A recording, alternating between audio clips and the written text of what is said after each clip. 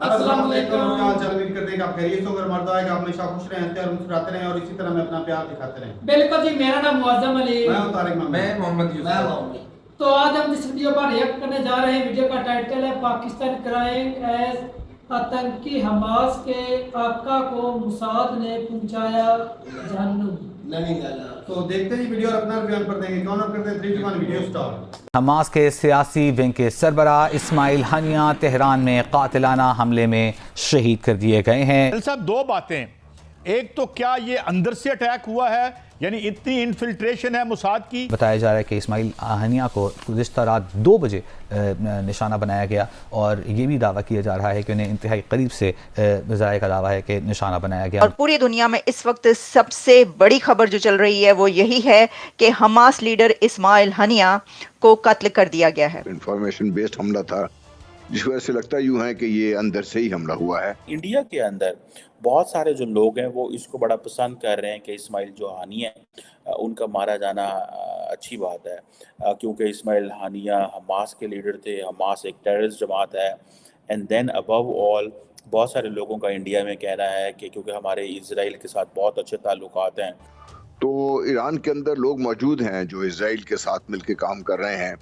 वो कौन लोग हैं उसके बारे में तो मैं ज्यादा बयान नहीं कह सकता। खबर ये है कि इंडिया के पैरा कमांडो बाकायदा तौर पर जम्मू में आ चुके हैं। उनकी गवर्नमेंट की तरफ से, उनकी आर्मी की तरफ से भेजा जा चुका है। और इंडियन मीडिया के मुताबिक पाकिस्तान के ISI या पाकिस्तान के जो आर्मी है, मिलिट्री है, वहां से भी कुछ सिविल में जम्मू में या इस तरीके से उस इलाके में पहुंच चुके हैं। यानी कि इंडियन आर्मी और पाकिस्तान आर्मी आमने सामने हो चुकी है। इस हलाकत से पहले, यानी जिस हमले में इस्माइल हनिया को कत्ल किया गया, मारा गया, उससे 2 घंटे पहले वो ईरान के बड़े लीडर्स के साथ मीटिंग कर रहे थे।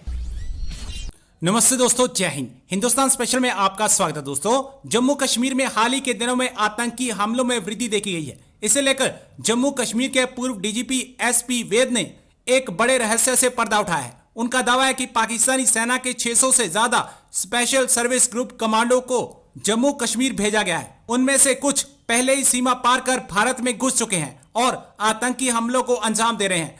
पाकिस्तान के SSG की तुलना कई बार भारत के पैरा SF से की जाती है। SSG का दावा है कि उसके पास यमन, भारत और अफगानिस्तान का अनुभव है। दुनिया की लगभग सभी देशों की स्पेशल फोर्सेस की ट्रेनिंग बेहद सख्त होती है। भारत में पैरा SF कमांडो बनने के लिए सबसे मुश्किल ट्रेनिंग से होकर गुजरना पड़ेगा। इसमें हिस्सा लेने वाले 90% लोग ट्रेनिंग के दौरान ही हार मान लेते हैं। इसी तरह पाकिस्तान की SSG का भी ड्रॉप आउट रेट 80 से 90% है। इनकी ट्रेनिंग 9 महीने चलती है। पैरा SF की कमांडो ट्रेनिंग में शारीरिक और मानसिक फिटनेस पर जोर दिया जाता है। इसके अलावा 12 घंटे में 56 किलोमीटर दौड़कर सफर तय करना होता है। दिल साहब, दो बातें। एक तो क्या ये अंदर से अटैक हुआ है, यानी इतनी इन्फिल्ट्रेशन है मोसाद की, या एक तो इस पर बता दें। एंड सेकेंडली, इसकी फॉल आउट क्या है? इसके बाद सब कह रहे हैं कि हम ईरान ख़ास तौर पर कि हम बदला लेंगे। How do you look at its fall out general साहब? देखिए, पहले तो जो हमले की नौइयत है इसके बारे में अभी तक को मुसद्दक़ इतलात तो आई नहीं है। इसराइल ने भी कोई क्लेम नहीं किया, लेकिन जिस तरीके से हमला हुआ है रेस्ट हाउस में, जिस तरीके से पासदार इनकलाब के रेस्ट हाउस को निशाना बनाया गया है, बड़ा ही प्रिसाइज हमला था, इंफॉर्मेशन बेस्ड हमला था, जिस वजह से लगता यूं है कि ये अंदर से ही हमला हुआ है। और इससे पहले भी देखिए तो आप को याद होगा कि ईरान के जो एटमी साइंसदान थे उनको शहीद कर दिया गया। जिस तरीके से ईरान की जो वेयर हाउस था न्यूक्लियर का, उसको अटैक किया गया, वहाँ नुकसान किया गया। तो ईरान के अंदर लोग मौजूद हैं जो इजराइल के साथ मिलकर काम कर रहे हैं। वो कौन लोग हैं उसके बारे में तो मैं ज़्यादा बयान नहीं कह सकता, लेकिन ईरान में आप देखिए यहूदियों की एक तादाद भी वहाँ पे रहती है। वो हो सकता है कि उनमें से कोई हो, लेकिन ज़्यादा पॉसिबिलिटी ये है कि जो लोग वहाँ पर मौजूद हैं इराक और इसके देखिए खुले बॉर्डर्स हैं, लोग आते जाते रहते हैं, तो वहाँ से कोई ऐसा बात हुई है। क्लेम शायद और कर रहे हैं, लेकिन ज़्यादातर जो अंदेशा वो यही है कि अंदर से ही हमला हुआ है। दूसरी बात, इसका फॉल आउट क्या होगा? जी जी। लेकिन नेतन्याहू अभी अमेरिका से वापस आया है और वहाँ पे उसको जो कांग्रेस में जब उसने खिताब किया, लिमिटेड लोग थे लेकिन उसको स्टैंडिंग ओवेशन मिली। मेरा ख्याल है 11 दफ़ा या 12 दफ़ा स्टैंडिंग ओवेशन मिली है उसको उस खिताब के दौरान। तो उसको अगर ये मैं कहूँ कि अमेरिका पूरी तरीके से इसकी पुष्पनाई कर रहा था करता रहेगा तो उसमें मेरे ख्याल में बेजार नहीं होगा। और ये उतनी जो शह है नेतन्याहू को मिली है, इजराइल को जो मिली है, और ख़ास तौर पे देखिए दुनिया ने पब्लिक लेवल पे, आवाम के लेवल पे, इंटरनेशनली तो लोगों ने इसको कंडेम किया है, एहतजाज भी हुए हैं, बातचीत भी हुई है, लेकिन गवर्नमेंट लेवल पर आप देखिए तो बहुत कम ऐसे ममालिक हैं जो बड़ा खुल के सामने आए हैं जिन्होंने इजराइल के खिलाफ ऐसा काम किया है। तो एक बहुत बड़ी डेवलपमेंट हुई है मिडल ईस्ट के अंदर इस हवाले से, और वो ये है कि इस्माइल हानिया जो हैं, जो कि हमास के पॉलिटिकल चीफ थे, उनको असैसिनेट कर दिया गया है ईरान के अंदर। वो बेसिकली ईरान के अंदर जो नए प्रेसिडेंट हैं, ईरानी प्रेसिडेंट हैं, प्रेसिडेंट मसूद साहब, उनकी जो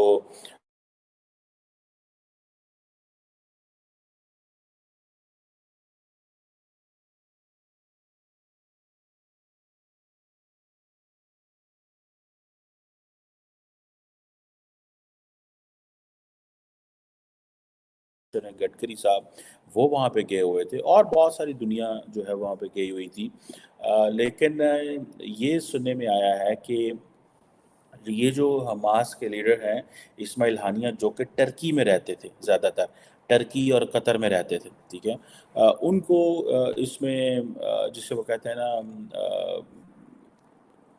ट्रैवल किया, इधर आए, ईरान आए, और ईरान आने के बाद उनको और उनके एक गार्ड को कत्ल कर दिया गया है। ये कैसे कत्ल हुआ है ये अभी तक खबर नहीं आ रही। कहीं अरब मीडिया कह रहा है कि मिसाइल मारा गया है। The only way thing is कि मिसाइल ही मारा जा सकता है, अदरवाइज़ तो उनके इर्द गिर्द जो सिक्योरिटी जो है वो ज़ाहिर बात है बहुत ज़्यादा होती है। और अब इसमें इसके बहुत सारे एंगल हैं इस सारी सिचुएशन को देखने के लिए। पहला एंगल तो ये है, और इसमें एक इम्पॉर्टेंट डेवलपमेंट भी मैं आपको बताऊं कि ईरान, इंडिया के अंदर बहुत सारे जो लोग हैं वो इसको बड़ा पसंद कर रहे हैं कि इस्माइल जो हानिया है उनका मारा जाना अच्छी बात है, क्योंकि इस्माइल हानिया हमास के लीडर थे। हमास एक टेररिस्ट जमात है।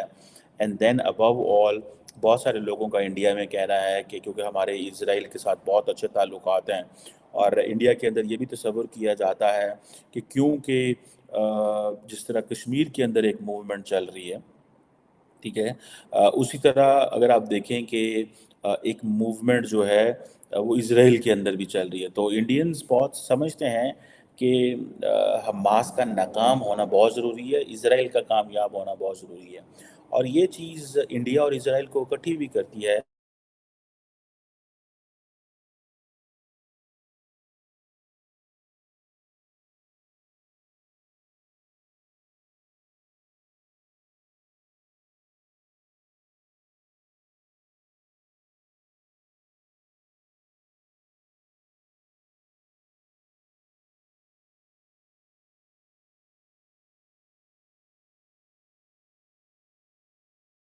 ऐसे लोग मौजूद हैं कश्मीर के अंदर जो स्टिल इंडिया की फ़ौज से लड़ रहे हैं। एक बात, द क्वेश्चन जो कि इम्पोर्टेंट है वो ये है कि ये इंडिया और इजराइल को आपस में कनेक्ट करता है। अब इसमें रशियंस कह रहे हैं कि भाई चलें जी, वीडियो खत्म हो गई भाई। ये तो वही बात है भाई कि जिस तरह कल भी उन्होंने वीडियो में बोला था कि भाई जो अटैक हुआ है अंदर से, इतना अरसा हो गया भाई साहब, तकरीबन 8-9 महीने हो गए हैं, और बल्कि साल के करीब ही बात हो रही है। जंग छिड़े हुए, हाँ, तकरीबन साल तो हो ही रहा है। तो इतना अरसा वो बंदा छुपा फिरता रहा है, कतर में, तुर्की में, कई कंट्रियों में घूमता रहा, लेकिन देख रहे कि भाई कितने अरसे के बाद उसको ढूंढा गया। साफ है कि भाई कई उसके जो बड़े कमांडर हैं उनको भी उठाया गया भाई, उसके बच्चों को नहीं मार दिया था। हाँ, गाड़ियों के अंदर तो भाई बात ये है कि सोचने वाली बात ये है कि भाई इतनी दूर जाके इजराइल को ऑपरेशन करता है और वो बंदों को मार देता है, और वो टारगेट जो मिस भी नहीं होता। तो साफ है कि इंफॉर्मेशन जो है वो बहुत स्ट्रॉन्ग थी उनके पास, जिसकी वजह से वो टारगेट कर भाई जासूस उनके बड़े तगड़े हैं। वो जो गोली लगा रहे थे शुरू से उसके पीछे थे, उनका टारगेट था ये। चलो जासूस उनके मानद तगड़े हैं, मुसाद का भाई साहब दुनिया में नाम, लेकिन वो ये जो ईरान के अंदर वाकया हुआ है ये पक्की बात है, उसके अंदर को मुलव्वस जरूर है। बिल्कुल भाई मुलव्वस है। हुकूमत में ना सही उसके साथ को रहने वाला होगा, वो वही। सारी जानकारी देता रहा है। देते हैं भाई पैसे के लिए। अब वो तुर्की से निकला ये डॉलर के लिए कुछ भी बिल्कुल देते हैं। वो अभी यहाँ पहुँच गया, अब उसकी ये मीटिंग होने वाली है, ये इतनी देर में ये बैठ घंटे की 2 की, उसके बाद ये निकल के इस होटल में जाएगा। 2 घंटे पहले वो उनके सदर वो से ही ना, आ रहा है। सारी डिटेल उसने दी है, तब जाकर ये काम किया गया, ऐसे नहीं हो गया काम। एक और भी चीज है कि वो जब सदर के साथ उनकी मीटिंग हो रही है तो साफ है भाई कि मीडिया भी कवर करना कवर तो करता ही है, सारी मीडिया कवरेज भी होगी। और साफ जब मीडिया कवरेज करता है तो लाइव शो भी चलते हैं, तो कईयों को वो दिखाया गया होगा भाई, इसी वजह से वो तो आप वीडियो चलेंगे ना, वही आप वो चलाई ट्रैक जाएगी। करना हमारा आसान कोई है। ये तो नहीं व्यक्ति टाइम पर अगर उसको देखना और उसके ऊपर अटैक कर देना, एक भाई वैसा वो उन्होंने उसको आसमान में लाने छोड़ रखे हैं, ड्रोन छोड़ रखे सारा कुछ उन्होंने कर हैं, वो रखा है। ऊपर ऐसे फिर रहे हैं भाई साहब, वो रडार में तो आते नहीं। और वो अलजवारी को जो अफगानिस्तान में मारा था, वो ड्रोन हवा में था, उसने वो जैसे ही वो बाहर खिड़की पे आया उस वक्त उसका एक फिक्स टाइम था, तो वो पैरा दे रहे थे, जैसे खिड़की बाहर सीधा रॉकेट लगा भाई मिसाइल।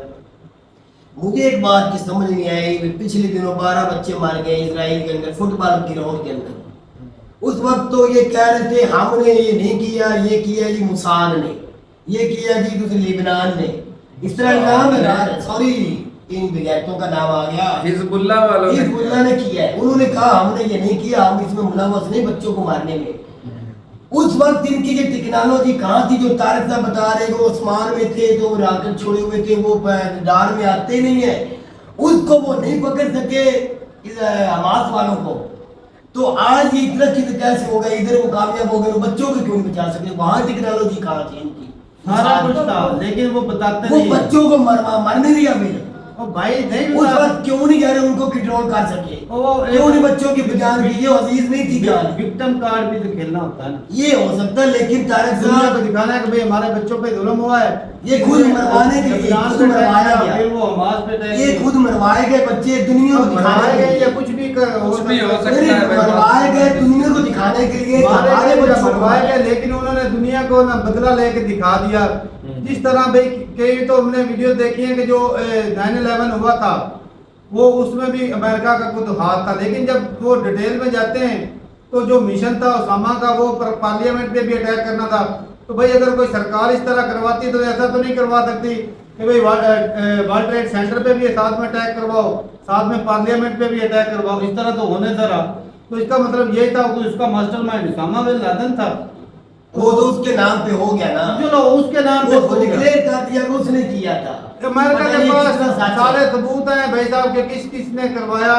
सऊदी अरब के बंदे की कुछ दिनों पहले वीडियो रिलीज की कि ये बंदा जो है वो पूरे जो है वो मौका जो है वो शूट कर रहा था, सारी इंफॉर्मेशन निकाल रहा था। अच्छा फिर जी क्या होता है कि वो अटैक हो जाता है, उसके बाद भाई अफगानिस्तान पे कितना अरसा जो है वो शिकंजे कस के रखता है अमेरिका, और भाई कितना अरसा जो है वो लबनान सॉरी इराक के ऊपर वो आके वो उसको मरवा देता है कि ये जी न्यूक्लियर टेस्ट कर रहा है और ये हमलों में भी उसका हाथ है, ये सारे खराबी कर रहे हैं। भाई मुद्दा जो है ना वो और है और लोगों को जो दिखाया वो और जाता है, ये भी चीज है। अब ये देख लो, अब ये देख लो, मोसाद और CIA के सामने कोई भी नहीं दुनिया में टिक पाएगा। आज से पिछले कई सालों से हम ये नोट कर रहे हैं, देख लो चुन चुन कर जो भी उठता है वो दबा देते हैं। ये सीजी का पता नहीं क्यों बचा हुआ, मुझे ये समझ नहीं और आता। शी जिनपिंग उनके निशाने पे नहीं है। अपना सेफ खेले जिस तरह शीपिंग ने ऐसे कभी काम नहीं की और इसलिए वो निशाने पे नहीं है। जो उनको तो ज्यादा दूसरा समझ निशाने आता पे है। है प्यूटन। याद रख लेना, जिस दिन भी प्यूटन किसी और कंट्री में गया हाँ, ना, पुतिन है। जिस दिन आज किसी कंट्री में और गया ना, याद रख लेना ये जान से बच जाए या मर जाए, इसके ऊपर भी हमला उन्होंने करना है। चले जी ठीक है, मैं अपनी राय जरूर बताइएगा कमेंट सेक्शन में। मेरे हिसाब से तो कोई ना अंदरूनी मामला हो सकता है और कुछ कि में कोई ईरान मैंने का दो कोई पहले तो ईरान के रईसी को मार दिया, कोई अंदर अब से जो हमला मोसाद होता है। है इनको हमास के लिए और भाई मार दिया। ऐसा तो नहीं कि वो कितने बंदे जो ईरान के अंदर वो घुस के वो मार रहे हैं भी। तो ठीक है, मैं अपनी राय जरूर बताइएगा कमेंट सेक्शन में मिलते रही। और हाँ, बाकी जो मेन टॉपिक है वो टच नहीं किया कि भाई जो पैरा कमांडो फोर्सेज जो है वो कश्मीर में दाखिल हो चुके हैं। पाकिस्तान के कुछ उनके जो इंडिया के जो DGI के कौन है उसने जी क्लेम किया है कि इतने 600 के ऊपर जो है वो पैरा कमांडो उन्होंने भाई साहब की पाकिस्तान के जो है वो घुस चुके दी है। हैं और उनके भाई साहब वो भी इंडिया के कमांडो भी आ चुके हैं। जम्मू तो देखते हैं कश्मीर भाई साहब क्या होता है। जम्मू कश्मीर में जो है कशीदगी जो है वो ज्यादा बढ़ रही है। तो बाकी कमर सिंह में बात कर रहे थे कि भाई इंडिया में तो भाई काफी खुशी का माहौल है कि जो हमास का जो लीडर है रईसी, उनको किस बात की खुशी है भाई, मुझे ये नहीं पता। इजराइल का दोस्त है ना और आतंकवाद के खिलाफ है। लेकिन वो दहशतगर्द लोग हमास वाले जो बेगुनाह 50,000 बंदा बच्चे बीबियां मार दिए, वो दहशतगर्द नहीं है, वो नहीं है। तो फिर ऐसे मान लेना जम्मू कश्मीर में जो बेगुनाह मारे हैं, हम कहते हैं वो जुल्म और बेगुनाह को नहीं मरना चाहिए। फिर हम भी खुश हुए, फिर जम्मू में जो मार के फिर पाकिस्तान अवाम खुश हुए उसके ऊपर। अजीब बात इंडिया के अवाम की भाई, चार किस्म के बंदे हैं। किसी भी बंदे का हिल गया दिमाग भाई। जो दहशतगर्द है जो तुम लोगों को मारता है वो भाई गलत है, चाहे वो आर्मी मारे चाहे। मैं भी तो ये कह रहा हूँ जो हमास के मारे गए हैं, गाजा में जितने मारे गए बेगुनाह बच्चे मारे गए, उनको उनके सरबराह जो है उनको कह रहे हैं जो दहशतगर्द है जी, इजराइल के खिलाफ जंग लड़ रहा है, वो दहशतगर्द हो गया। इंडिया क्यों खुश हो रहा है इसके मरने? इंडिया की नजर में वो भी दहशतगर्द है। चलो जी, क्या कभी कहेंगे नेतन्याहू को दहशतगर्द है? इंडियन अवाम कह दे कि वो दहशतगर्द है। आज जब कमेटी में आ जाएगा वो दहशतगर्द नहीं है। नहीं नेतन्याहू तो नहीं है, वो तो दहशतगर्दों का सफाया कर रहा है। हाँ तो वो ही ना, ठीक है भाई, दहशतगर्द तो सिर्फ आम इंसान ही है ना। नेतन्याहू भी ठीक है, इंडिया के अवाम भी ठीक है, वो तो उसको सपोर्ट करेंगे जो बेगुनाह को मारेगा। चलेंगे ठीक है, क्या बात है। में मिलते रहिए, तब तक इजाजत दे। अल्लाह हाफ़िज़।